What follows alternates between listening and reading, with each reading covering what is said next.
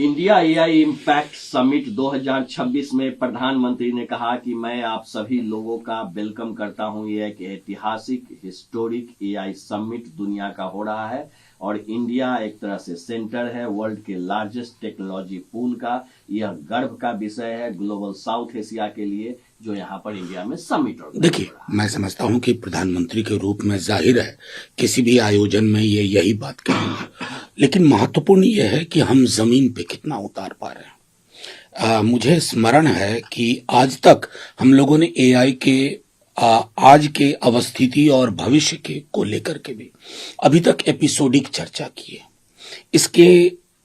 इसका इम्पैक्ट होने जा रहा है अलग अलग क्षेत्रों में, कैसे ये क्रांतिकारी कदम हो सकता है और इसके बरक्स हमें अपनी कार्यशैली में कहां कहां परिवर्तन करना होगा, इसके लिए जिस विशद चर्चा की आवश्यकता है आज तक नहीं हुई।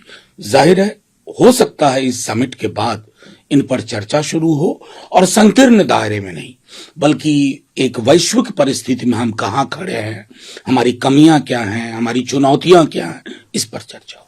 नहीं, केंद्र ने जो एआई समिट है उसको लेके कहा है कि जो एग्जीबिटर हैं वो उस तरह के सामान को डिस्प्ले नहीं करे जो उन्होंने नहीं बनाया है और गलगोटिया यूनिवर्सिटी को एआई समिट से बाहर कर दिया गया है। देखिए, मैं समझता हूं ना कि मैं समझता हूं कि इस तरह का रिस्पांस बता नहीं पाता है। गलगोटिया को आपने टारगेट पे ले लिया और गलगोटिया ने उस महिला प्रोफेसर को टारगेट पे ले लिया, but beneath the surface there is a story to understand. मैं अपना उदाहरण देता हूं। मुझे याद है मैं 7वीं क्लास में था, विज्ञान प्रगति पढ़ के मैंने सौर ऊर्जा सोलर कुकर का एक मॉडल बनाया था। उसमें तकनीकी खामी थी। मेरे शिक्षक ने एग्जीबिशन से पूर्व मुझसे कहा कि इसको ठीक करो। इतने बड़े स्तर पर what was your quality check? How did you allow this to happen? ये गलगोटिया का प्रश्न नहीं है। प्रश्न है कि हमने पूरे एजुकेशनल पैराडाइम को कहां पहुंचा दिया। मैं नाम ले लेना चाहूंगा।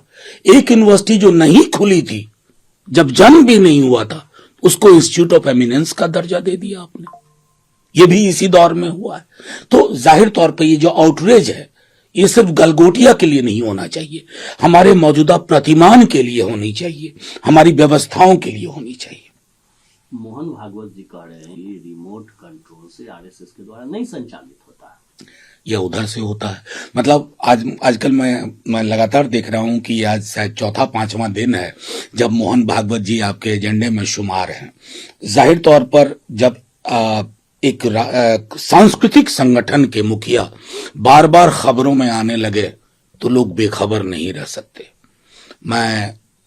हो सकता है पहले संघ के हाथ में डोर रही हो, अब कुछ लोग कह रहे हैं कि संघ की डोर बीजेपी के हाथ में है।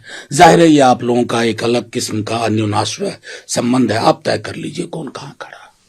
और ईडी का जो टैग पे उसको लेकर सुप्रीम कोर्ट ने कहा है कि प्रूव एजेंसी वहां सर्च कर रही थी और प्रूव एजेंसी को जिस तरह से सर्च किया और जिस तरह से किया उसको लेके जो ऑब्स्ट्रक्शन खड़ा किया गया उस पर सुप्रीम कोर्ट ने सवाल खड़ा किया। देखिए, माननीय सर्वोच्च न्यायालय ने इससे पूर्व भी ईडी को लेके कुछ टिप्पणी की थी, तो इसको एक अलहदा टिप्पणी मत देखिए। माननीय सर्वोच्च न्यायालय ने ही कहा था कि ईडी को ये हो क्या गया है, आप पॉलिटिकल स्क्रिप्ट क्यों पढ़ते हैं, आप राजनीतिक लड़ाई के औजार क्यों बनते हैं, ये भी माननीय सर्वोच्च न्यायालय का ही कहना है।